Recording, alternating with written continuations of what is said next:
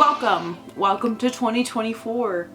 I think that this is a great period of time to sit back and relax and also just like ruminate on the year before. I was lucky enough to have just such a great reading year, and so I can't help but just tell you about every single thing that I read this year. I didn't exactly meet my reading goal, which was 70. I only read 53 books this year, but I compare it to last year where my goal was 80 and I actually read 92. I actually feel more satisfied with my reading than I did this year. I feel like I really absorbed everything that I read. I remember everything that I read very well. I just took the time to thoroughly be with every single book that I read this year. And to me, that was almost a more satisfying reading experience than trying to zoom through them all. So 53 is pretty good. When I'm looking here at the book stacks in front of me, it's pretty good. And you know, I say that being hard on myself because it doesn't really matter how many books that you read. All that matters is that you love reading. So without further ado, here are all 53 books that I read this year in one sentence. The Greek Coffin Mystery by Ellery Queen. An American Sherlock Holmes mystery, like literally could have been written by Arthur Conan Doyle. A Prayer for the Crown Shy by Becky Chambers. This second book of A Psalm for the Wild Built feels like it's building towards the third one, but there's not going to be one. Therefore, leaving this book feeling quite unresolved. A Border Station by Sean Connaughton.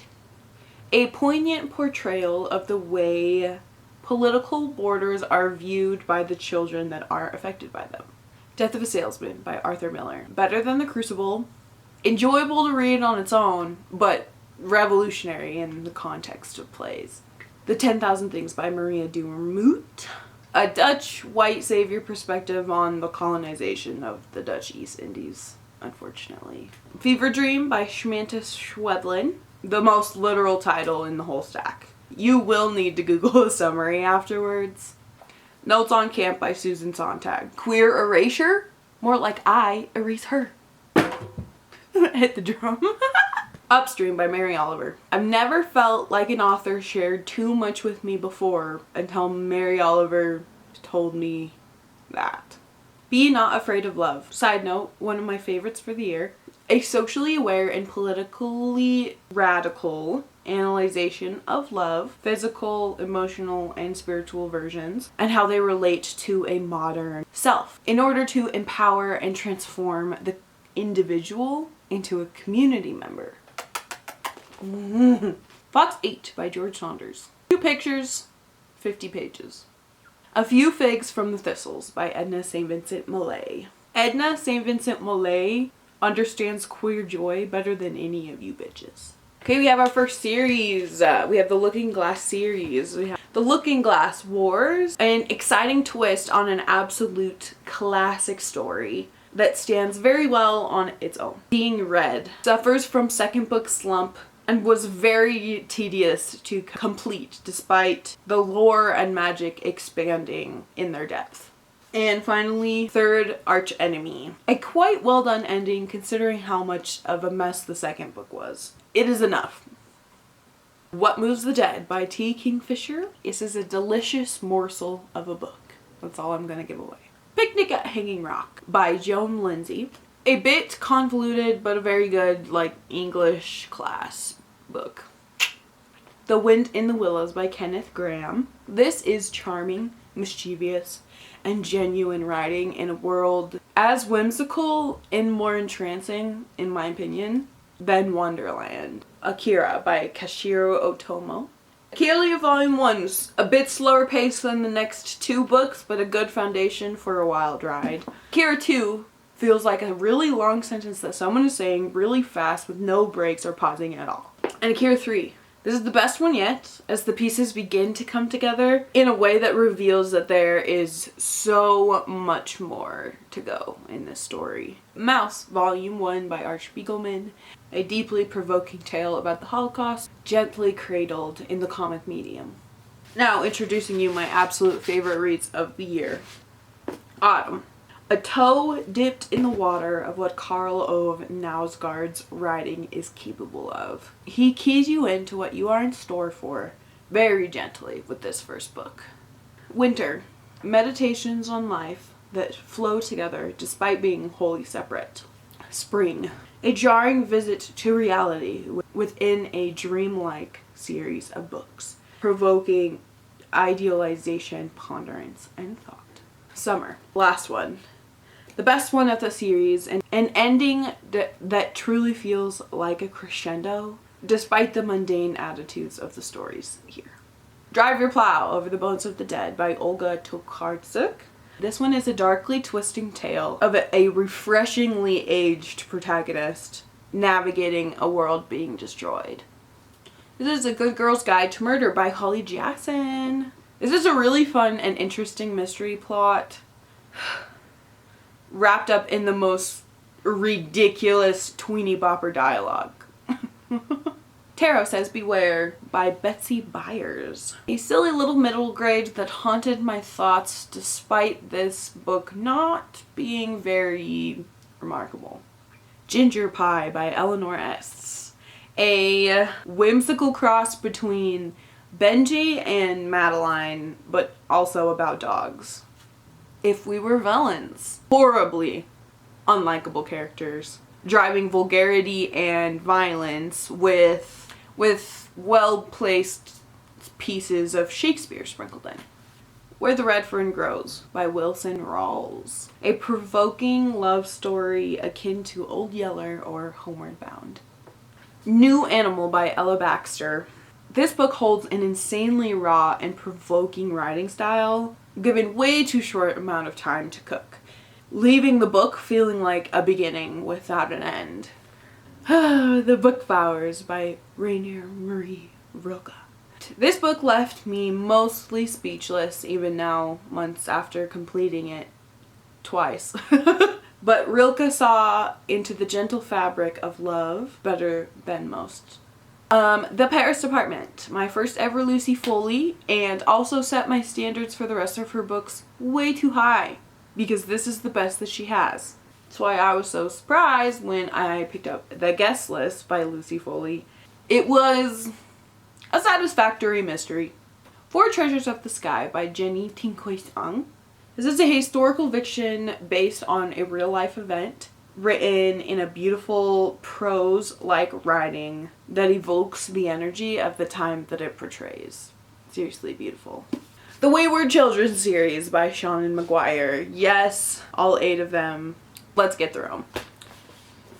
Every Heart a Doorway.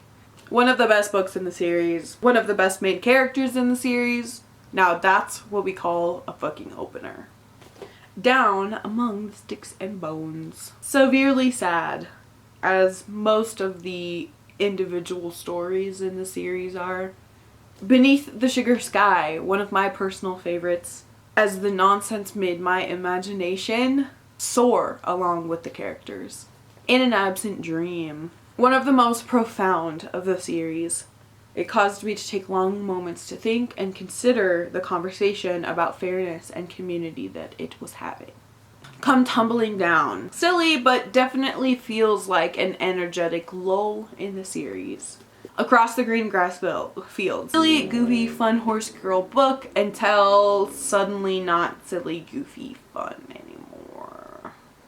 Where the Drowned Girls Go. My absolute favorite in the series. Really brings forward the character development, creates an amazing new setting, the obvious introduction of a true antagonist, and the empowerment arc here is everything. Lost in the Moment and Found. Now, this one is the saddest one of them all. It's very much a tonal shift from the previous ones, which leaves me wondering if that is foreshadowing for a darker shift for the rest of the series. House of Leaves by Mark Z. Danielewski. The most confusing, confounding, abnormal, hilarious, unnerving, detailed word puzzle I've ever done. New York Times crossword puzzle. Who is she? The Bloody Chamber by Angela Carter. The best stories here are at the beginning, which made completing difficult, but the atmospheric tone is Halloween to its core. The Writing Retreat, one of my favorites of the year. My first 5-star thriller that I've ever had, dripping in feminine energy and chaos until the very last page. The Haunting of Hill House by Shirley Jackson. This is Shirley Jackson at her peak. She put her whole soul into writing this book, and you can tell with how unworldly the entire thing is. Atlas of the Heart by Brene Brown. Literally a dictionary for your feelings. The Hunting Party by Lucy Foley. Lucy Foley's worse. Don't bother reading it. Just pick up The Paris Apartment instead. Okay? Do it for me. Do it for yourself. Another one of my favorite books of the year, The 100 Years' War on Palestine by Rashid Khalidi. Not only one of the most remarkable historical analysis books I've ever read, but masterfully and passionately done in the name of the Palestinian people, of which Rashid Khalidi is. Seriously, of all the books on this list that you should pick up, this is the one. Tracing Homelands by Linda Dittmar. A good first step into the colonization process of the mind, the beginning of what it takes to make amends as a colonizer in society. The tale of an Israeli woman understanding the damage that Israel has done as a country. It's a good place to start, but that's all it is a place to start. So don't stop now and keep pushing. And finally, Foster by Claire Keegan. I've heard so much about Claire Keegan's writings, so I was surprised when this book was too short for me to really have any feelings about it. Alrighty, and that was it. Like I said, I've had a seriously wonderful reading year, and I think it is really all about the intention that I put into it this year. So my goals for next year are going to be keeping that ball rolling and picking up everything that I read with intention and care, because on the other end of that book was somebody who valued what they said enough to write about it for pages and pages and pages. I want to go into each book that I read with as much intention or even more, especially as I begin to read more things.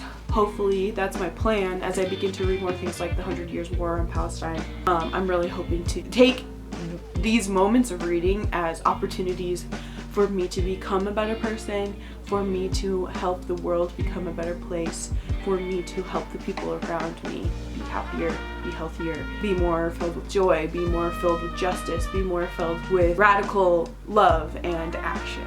And I am so happy that this whole year has been here with you guys. I have spent so many hours sitting and pondering reading and what reading means to people, what information means to people, and I'm so grateful because the creation of the content here has urged me towards becoming a better person, and in all reality, that's all that I could ever ask for. So thank you to you out there for watching. Thank you if you are always watching.